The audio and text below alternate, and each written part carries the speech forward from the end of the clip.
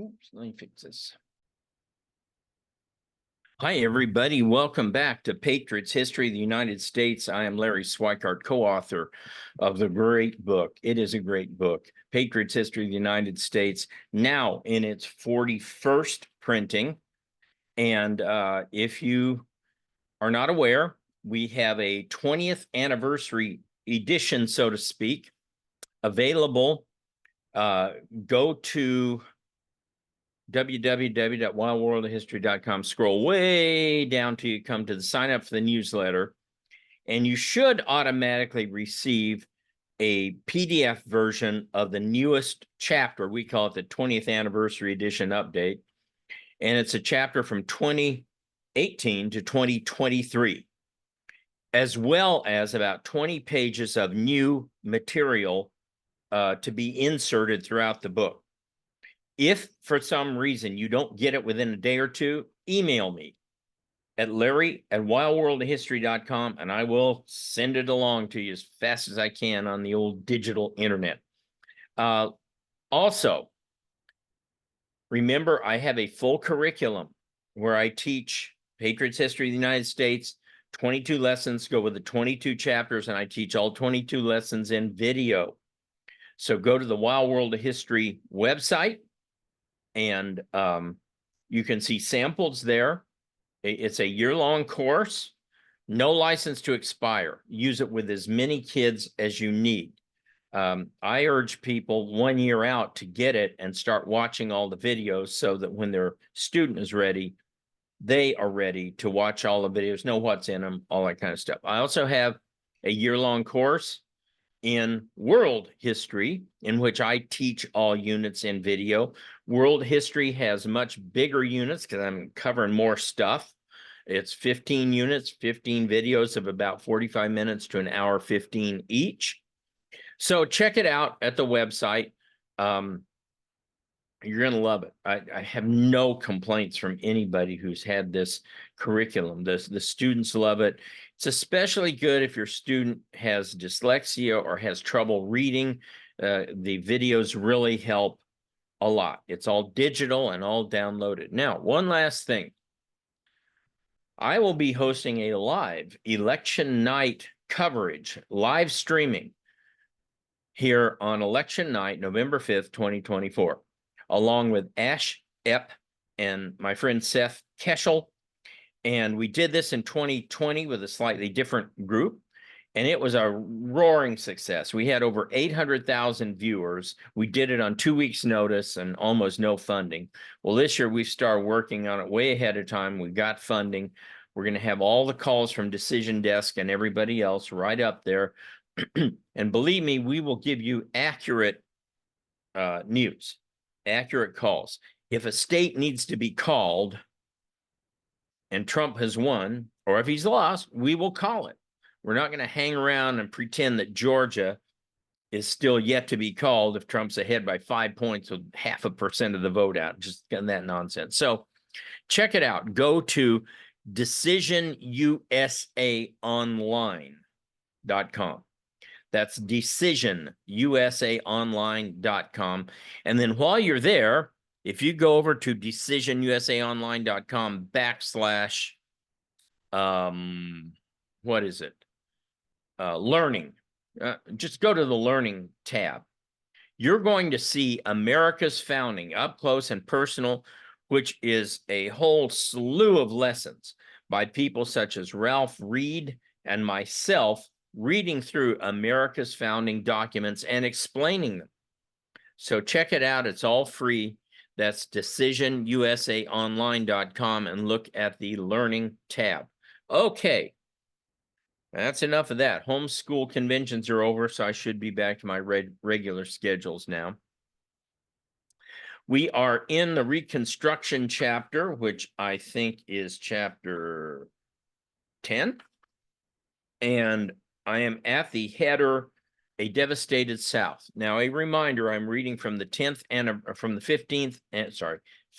anniversary edition. If you have an earlier edition, especially one that goes back before 2010, certainly the pages aren't going to line up, and occasionally the headers won't line up because we made some changes since 2010. So you might have to poke around to find the right place. But I am on page 375, A Devastated South. Where the war brought radical change was in the South. Union armies destroyed southern croplands and towns, wrecked fences, ripped up railroads, and emancipated the slave labor force.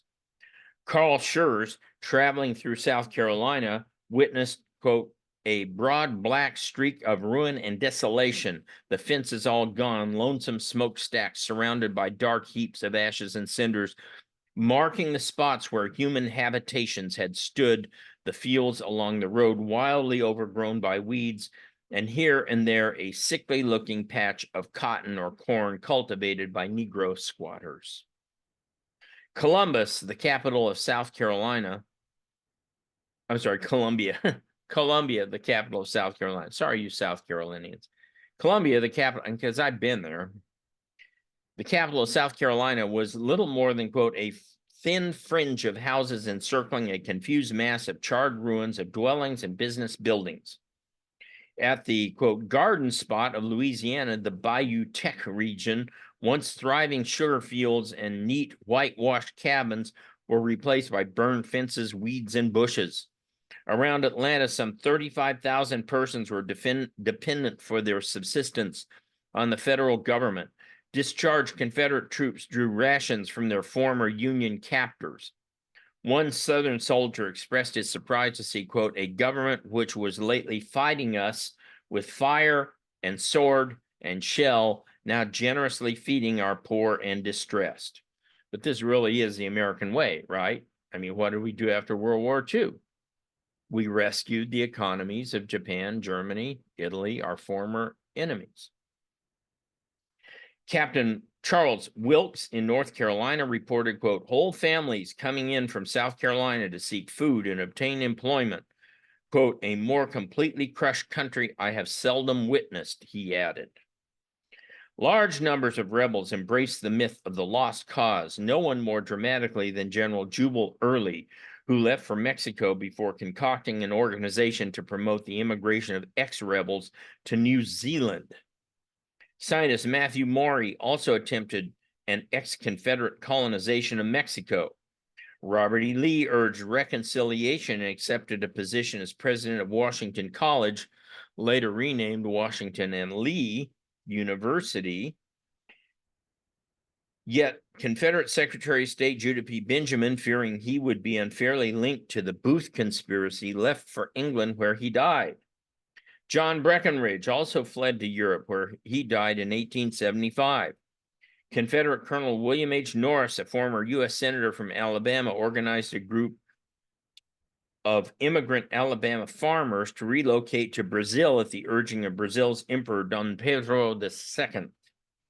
Confederates colonized the Brazilian cities of Para, Bahia, Espírito Santo, Rio de Janeiro, and Santa Catarina. Americana, founded by Norris, only removed the Confederate battle flag from the crest of the city in 1999. Few took the course of Edmund Ruffin, a fire eater who committed suicide. It's said that he built a bonfire of Confederate flags and jumped on it. I'm not sure that's true. More common were the views of Amanda Worthington, a wealthy Mississippi plantation mistress who complained, quote, we are no longer wealthy, thanks to the Yankees. No, it's thanks to your own war. A bitter Virginia woman scornfully said, quote, every day, every hour I live increases my hatred and detestation and loathing of that race, meaning the Northerners. Many pampered plantation women expressed disgust that they had to comb their own hair and wash their own feet.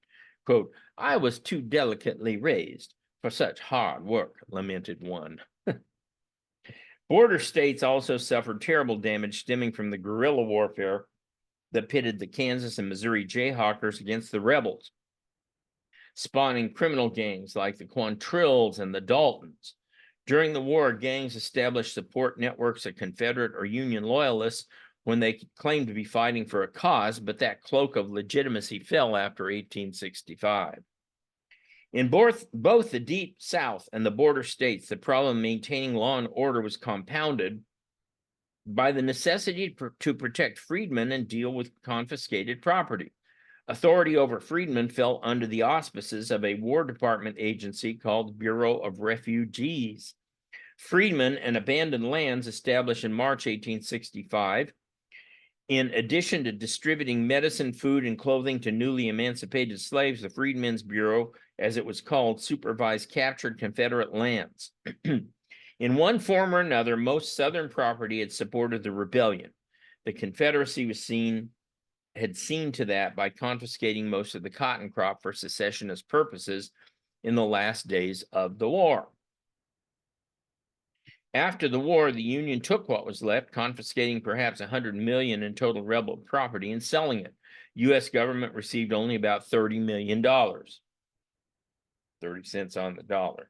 This reflected the lower real values of Confederate property, and also revealed the fantastic corruption at work in the post-Civil War agencies. And by the way, I mean, this was obvious. The lands were simply not worth as much without slaves to work them. That's what had inflated the value of the lands prior to the Civil War, was they had slave labor. All Southern agriculture had been devastated. Cotton, sugar, rice, and tobacco production did not regain their pre-war harvest levels until the 1890s.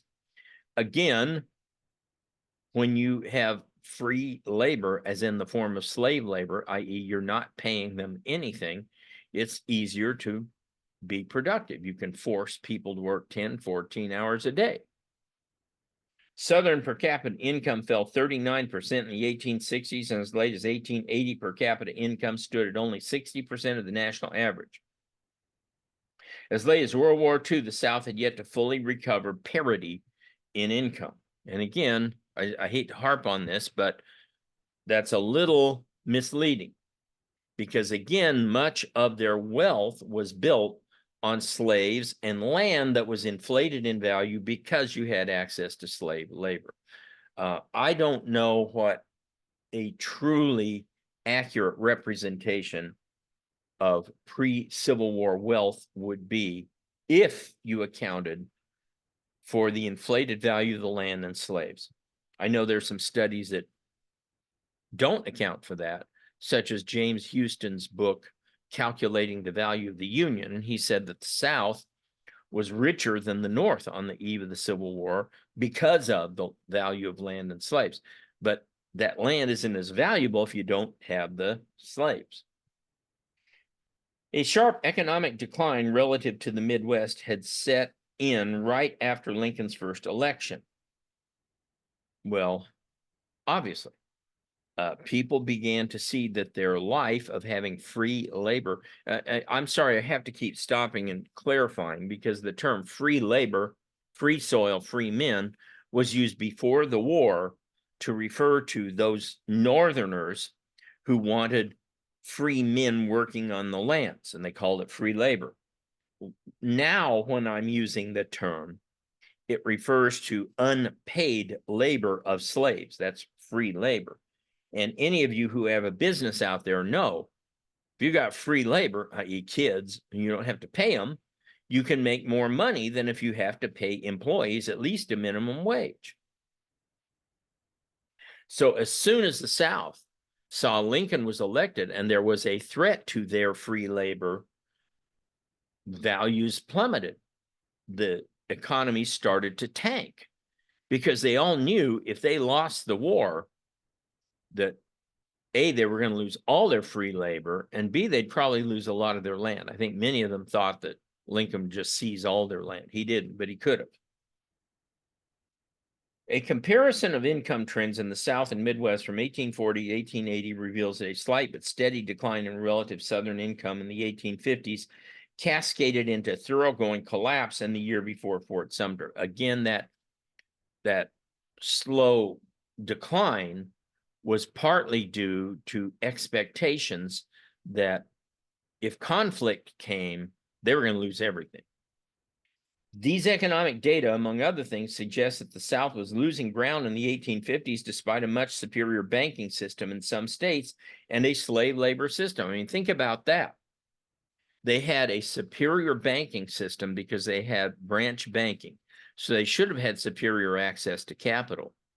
And they had free, unpaid labor. Man. And they were still declining relative to the North. Without the war, the South's economy would have fallen further behind the North, despite the profitability of slavery itself. Work crews repaired much of the physical damage relatively quickly. By 1870, most of the Southern transportation network had been rebuilt to pre-war capacity, and manufacturing output grew by about 5%. In short, the view that, quote, the prostrate South, not the prostate, the prostrate South and its position could be laid entirely at the feet of Yankee pillage does not hold water. Now, let me say something else.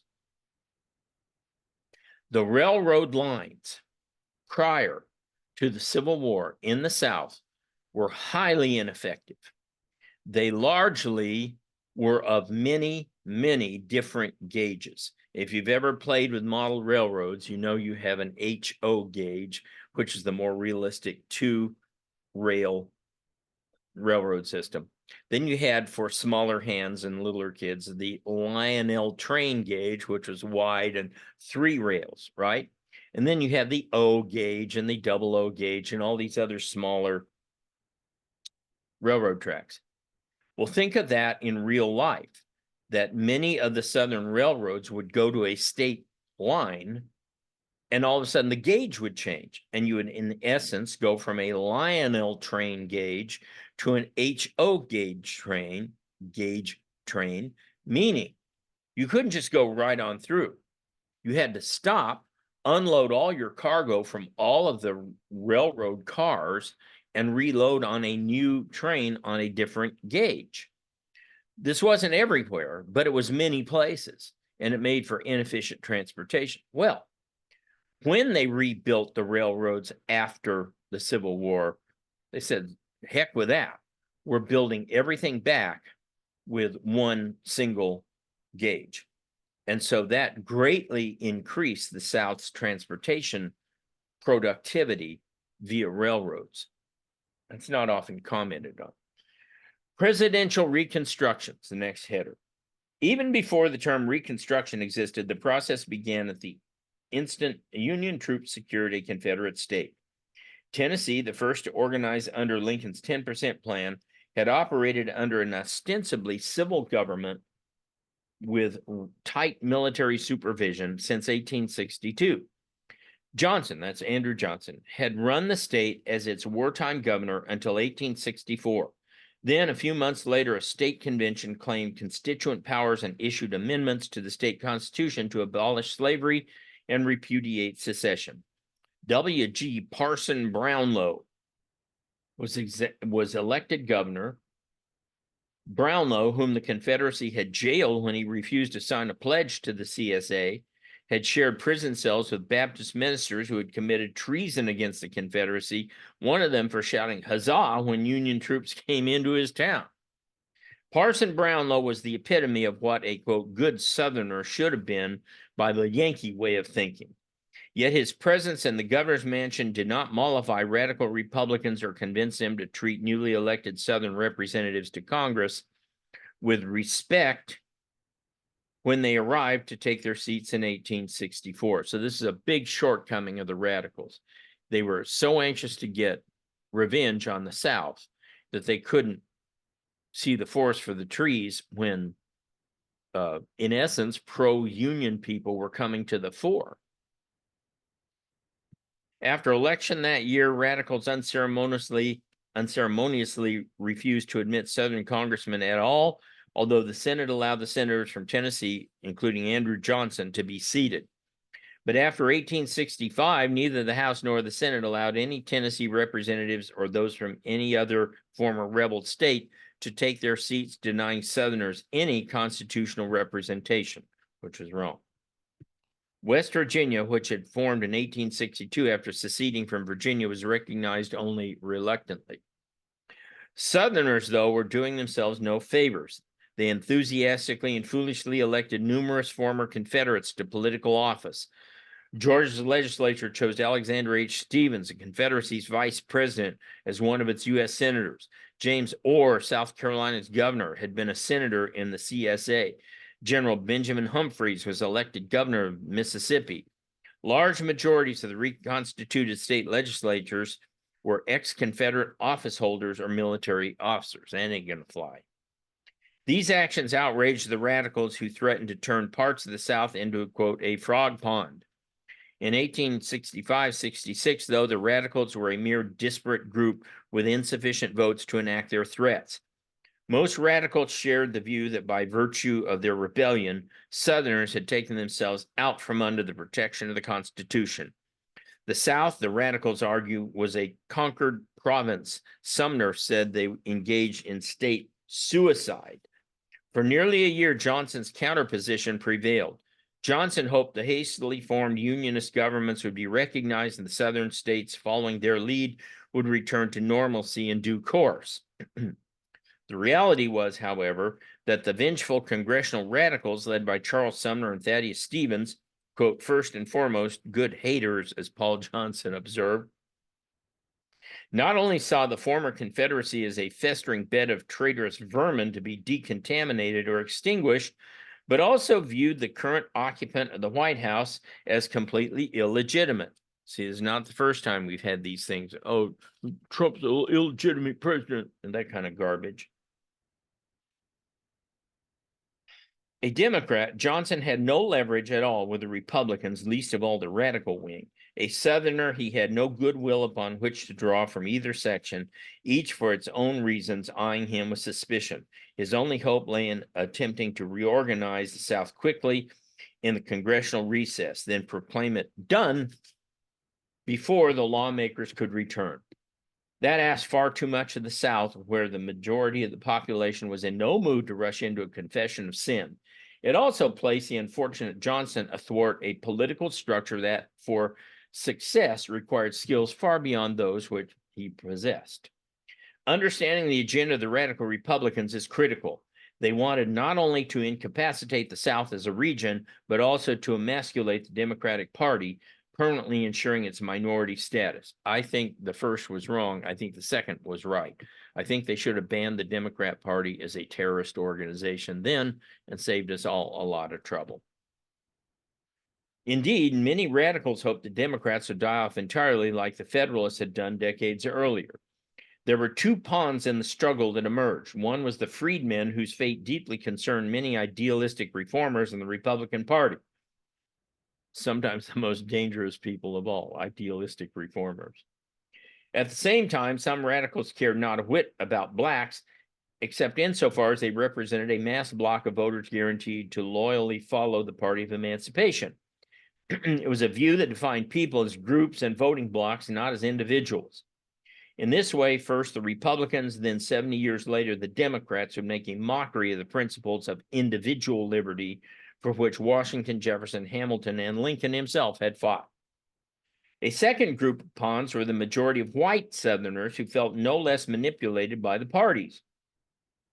Many of them may have wished charity from the victorious Union, but had no intention of giving any in return, especially to the freedmen.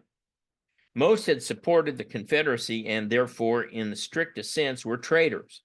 Lincoln's merciful policy, however, had insisted that they be viewed as fellow citizens after they swore their loyalty to the Union. Swearing an oath did not change a lifetime of habits and prejudices, however. Few self-respecting Southerners could side with the Republicans, and thus they shut out their political options as surely as the freedmen closed theirs.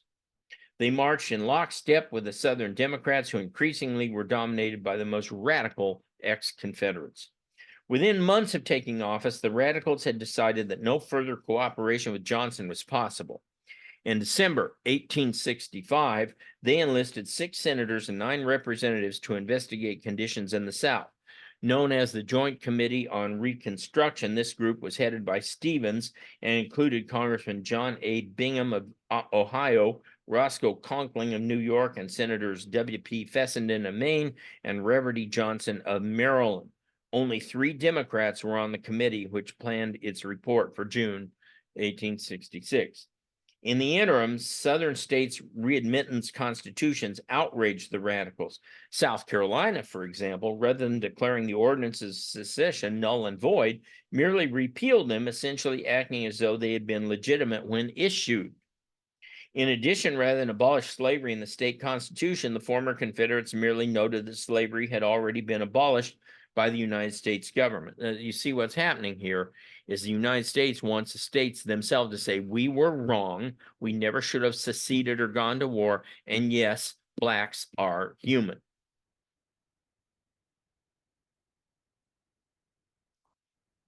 And Texas and Mississippi refused to ratify the 13th Amendment. In short, the South Carolinians were neither chastened nor remorseful.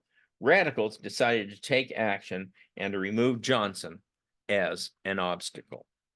All right, so that's a good spot for us to stop, and we'll pick back up again next time. Folks, I got to remind you, my newest book, Patriots History of Globalism, is out. You can get it in a package deal with the most updated copy, the 15th anniversary edition of Patriots History of the United States. So if you have an older edition, get Patriots History of the United States and Patriots History of Globalism autographed, sent to you together. All right. If not, we have an autographed copy of Patriots History of Globalism just waiting for you. Check the website to order. Now, it's political season. If you want more politics, go over to Wild World of Politics. Every Monday through Friday, at the little link down on the left side, you'll see today's news. I covered the top 20 to 40 daily news stories, sometime in great detail, sort of the way Rush Limbaugh used to do. Like Rush, I have my nicknames. Some of them are, well, out there. But I also try to cover news that nobody else covers or nobody else really gets to. Everything from cultural news to what I call transoid news, to economic news, to entertainment news, you'll find in today's news. Monday through Friday, it's free. Just click the link. But if you want more analysis, including analysis of polling, of the recent, as of today, President Trump's vice presidential pick of J.D. Vance, of things like that, then you might want to consider signing up for the Insider. At $6 a month, folks, you can't beat it. I give you 3 days a week commentary, about 15 to 20 minutes a time, on the most detailed inside polling information I can give you and what's happening within the parties. You know, the great Rush Limbaugh used to say he could read the stitches on a fastball, meaning liberal policies. Well, like Tom Brady, I can read the eyes of the free safety. Now, I know where the liberals are going. And so far, not to pat myself on the back, but since February of 2023, I have been on a hot streak. Folks, I called President Trump was going to be the nominee without any real challenge, even as everybody else is saying, oh, he's not going to be the nominee. We need Ron DeSantis or Nikki Haley. I said, nope, it's going to be Trump. I said, as of December, thanks to my court guru, whom I call Zen Master, who's never been wrong, I called the results of the Trump cases almost exactly as they happened, that they would either be delayed beyond the election or dismissed outright, that President Trump will not go to jail regardless of what happens in New York. I called the pick of J.D. Vance as his vice presidential nominee.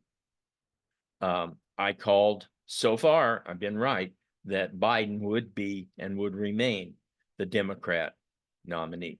So if you like this kind of insider discussion, sign up for Insider on the Wild World of Politics. Meanwhile, if you're over at the Wild World of History and you just want more history, folks, I've got 7 or 8 video lessons ongoing, including Reagan, the American president, Integrity with Winston Churchill, and many, many others. Videos totaling more than 50 hours on topics such as the atomic bomb, Napoleon, Hitler, myth and reality, Prohibition, was it popular? The Crusades, Rome, anything you want is up there from my, what I used to do Wild Wednesday webcast 2 years ago, and they're all saved in the archives.